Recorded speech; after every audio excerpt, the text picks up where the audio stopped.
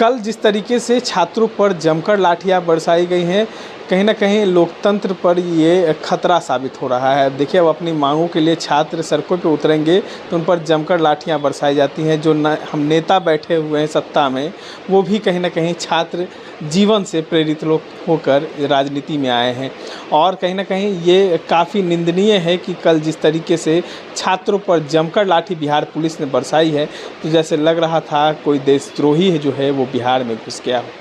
कल बीपीएससी कार्यालय के बाहर जिस तरीके से लाठी बरसाई गई, बता दें कि छात्रों की मांग थी कि 1 कैंडिडेट 1 रिज़ल्ट जो है वो जल्द से जल्द दिया जाए, जिसको लेकर जो है छात्र बीपीएससी कार्यालय अपनी मांग को रखने जा रहे थे, लेकिन उनको वहां पर रोककर जमकर लाठियां बरसाई गई। इन तमाम मुद्दों पर चर्चा करने के लिए हमारे साथ पूर्व आईपीएस अधिकारी अमिताभ कुमार दास जी हैं। कैसे देखते हैं कल छात्रों पर जमकर लाठियां बरसाई गई? बहुत दुर्भाग्यपूर्ण है। अब मैं क्या कहूँ, ये पूरा मामला दर्शकों को मैं बताता हूँ। अभी बिहार में TRE 3 की प्रक्रिया चल रही है, मतलब शिक्षक बहाली का ये तीसरा चरण है, उसकी प्रक्रिया चल रही है।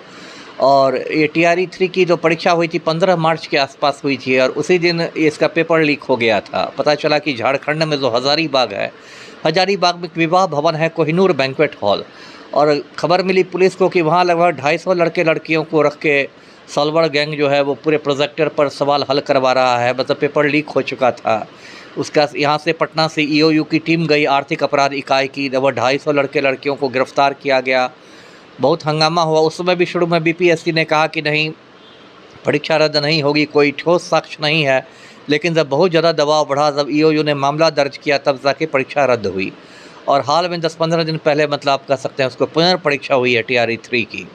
और इसमें कल यानी 12 अगस्त को एक बड़ा प्रदर्शन था, जो BPSC का कार्यालय है पटना के बेरी रोड पर, वहाँ पर। और छात्र नेता हैं दिलीप, उन्होंने ही आह्वान किया था। और 3-4 उनकी मुख्य मांगें थी, जो उसको मैं सही मानता हूँ। एक तो प्रमुख मांग थी कि 1 कैंडिडेट 1 रिज़ल्ट। होता क्या है, जैसे TRE 1 और 2 में देखा गया कि एक ही बंदा है और उसको 3-4 जगह सफल दिखा दिया गया है कि वो प्राथमिक शिक्षक भी बन सकता है, माध्यमिक भी बन सकता है, उच्च माध्यमिक भी बन सकता है। और आपने उसको तो 3-4 जगह सफल दिखा दिया, लेकिन भौतिक रूप से वो किसी एक ही जगह योगदान करेगा। कोई भी बंदा है, एक ही जगह वो ड्यूटी कर सकता है। तो बाकी तो 2-3 सीटें पर जो सफल हुआ, वो दूसरे लड़के लड़कियों की हकमारी हो गई, उनका हक चला गया। तो ये मांग सही है कि एक कैंडिडेट का आप एक ही रिज़ल्ट निकालिए, एक आदमी को 4 जगह सफल नहीं घोषित कीजिए। दूसरी इन लोग की महत्वपूर्ण मांग थी कि जो OMR शीट होता है, जो आंसर शीट है, उसको बेल्ट्रॉन के पास भेजा जाता है जाँच के लिए। और बेल्ट्रॉन, दर्शकों को मालूम होगा, बिहार सरकार की एजेंसी है जो कंप्यूटर वगैरह का काम देखती है, जहाँ से डाटा एंट्री ऑपरेटर्स आते हैं। बेल्ट्रॉन एक विवादित एजेंसी हो गई है कि पिछले कुछ सालों में बहुत बार माना जाता है कि कुछ ऐसा होता है, कोई परीक्षा, तो तुरंत बेल्ट्रॉन के कर्मियों का फ़ोन आने लगता है अभ्यर्थियों को। इस बार भी लोग बता रहे हैं कि उनको फ़ोन आ रहा है। तो ये एक उन लोग की शिकायत थी, ये भी शिकायत जायज़ है। एक उन लोग की मांग थी कि पूरक परीक्षा फल निकाला जाए, सप्लीमेंट्री रिज़ल्ट, तो ये मांग भी जायज़ है, क्योंकि TRE 1 और 2 में निकाला भी गया था। इसमें पता नहीं सरकार ने क्यों जिद पकड़ ली है। एक मांग उन लोग की थी कि रिज़ल्ट के पहले काउंसलिंग हो जाए, तो वो मांग भी सही थी, क्योंकि रिज़ल्ट के बाद जब योगदान के दौरान डॉक्यूमेंट वेरिफिकेशन होता है, दस्तावेज़ों की जाँच होती है, तो उसे बहुत सारे फर्जी दस्तावेज़ पकड़ाते हैं, बहुत लोग छट जाते हैं। अब तक मैं समझता हूँ TRE 1 और 2 में कुल मिलाकर सैकड़ों लोग छटे होंगे। तो जो छट जाते हैं, आपने उनका रिज़ल्ट निकाला तो वो किसी न किसी का वो सीट मार लेते हैं। तो ये मांगें सभी जायज़ थी और प्रदर्शन भी शांतिपूर्ण था। कोई ऐसा नहीं था कि ये कोई ईंटा पत्थर चला रहे थे। लेकिन अब उनको बहुत कड़ाई से उनके साथ पेश आया गया और बर्बरतापूर्ण लाठीचार्ज हुआ। दिलीप को मैंने देखा, वो खुद गिर गया है, उसके बावजूद उसको लाठी से पीटा जा रहा है। तो ये सब शर्म की बात है। जो हमारे मुख्यमंत्री हैं पलटू राम, जो सुशासन की बात करते हैं, वो माफिया डॉन के सामने चपरासी की तरह खड़ा रहते हैं। और पुलिस भी जो बिहार की है, उसको माफिया डॉन को छूने की औकात नहीं है बिहार पुलिस में। सिपाहियों की औकात तो नहीं है, IPS अफसरों की भी औकात नहीं है।